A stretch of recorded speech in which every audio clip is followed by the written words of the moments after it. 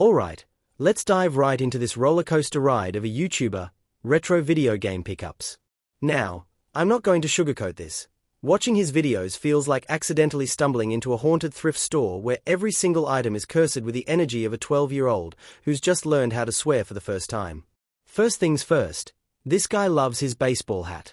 It's not just any baseball hat, it says Press Publish on it.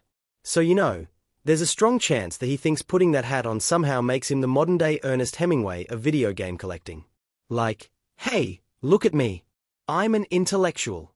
I write stuff and press publish, sometimes. It's like he's trying to let the world know, yeah, I may be wearing a flannel and an oversized wig, but I've got some serious thoughts. Please, read my blog. It's just, a YouTube channel. Speaking of the wig, let's talk about that hair. Now, we've all seen those wigs that look so unnatural, you just want to ask, did you borrow that from a Halloween store? But, here's the kicker, he's not even pretending it's real. He wears this long, unkempt wig like he's some grizzled lumberjack who's somehow stuck in the 1990s, still waiting for that N64 to come back in style. The wig honestly has a more consistent identity than his YouTube channel. Now, we can't forget about that facial hair. The mustache.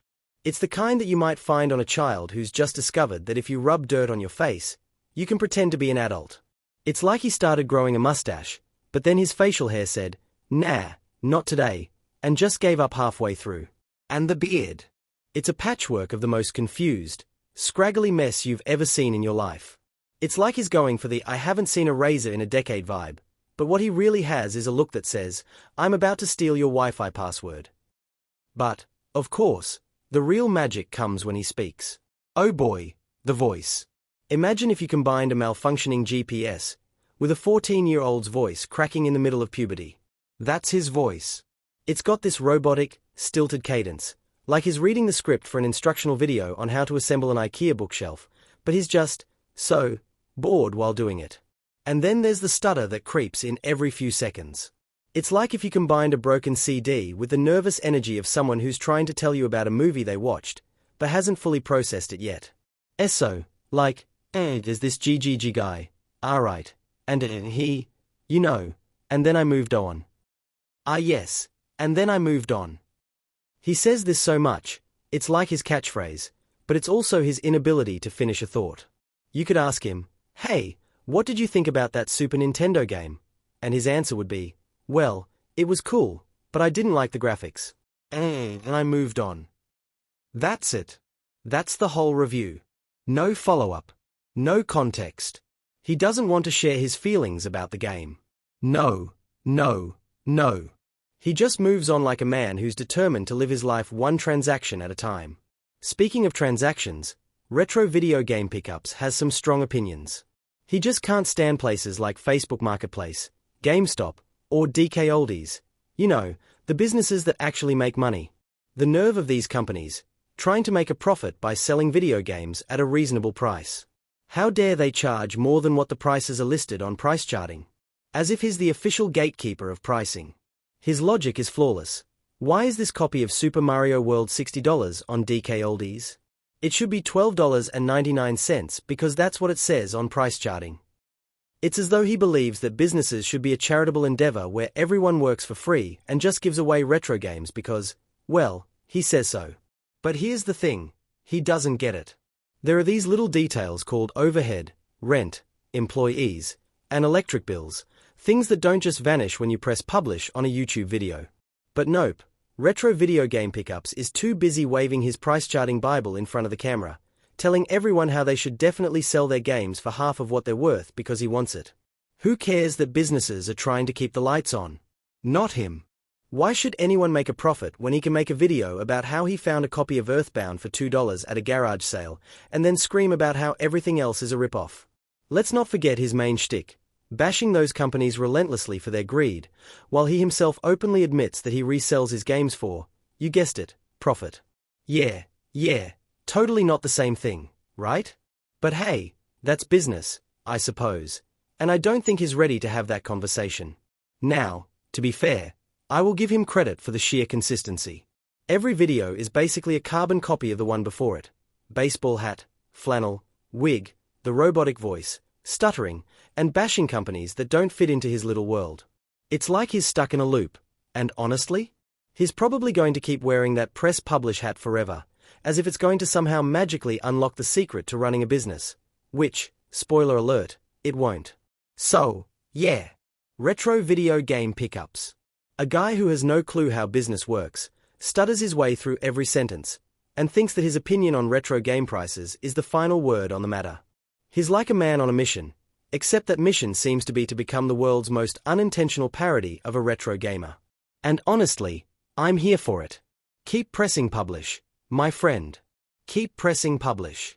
Ah, yes, let's not forget the pièce de résistance of his ensemble, the 12-year-old backpack. It's not just any backpack, folks.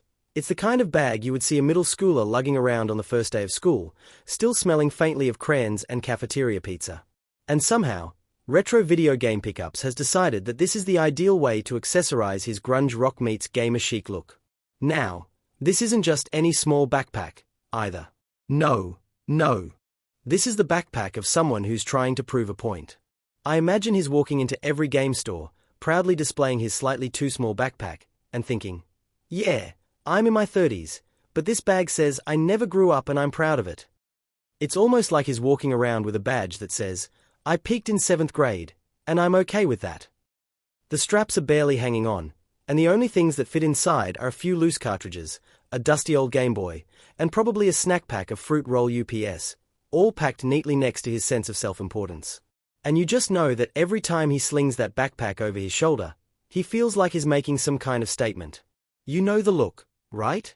That proud strut as he waltzes into places like GameStop, DKOldies, or Facebook Marketplace, hoping that someone will say, wow, what a retro guy, with that retro backpack.